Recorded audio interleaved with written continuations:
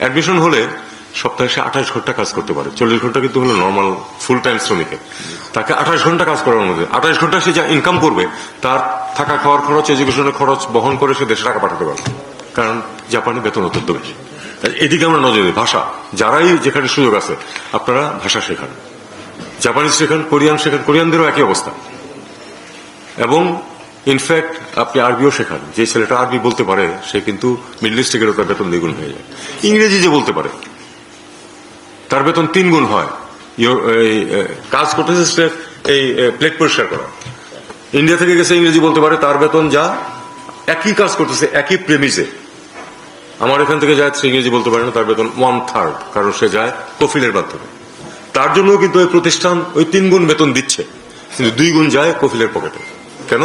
কারণ সে তাকে অনেকটা মানে নিয়ে না করুন না, এটা না করলে তো সে আবার পয়সাটা পাবে না।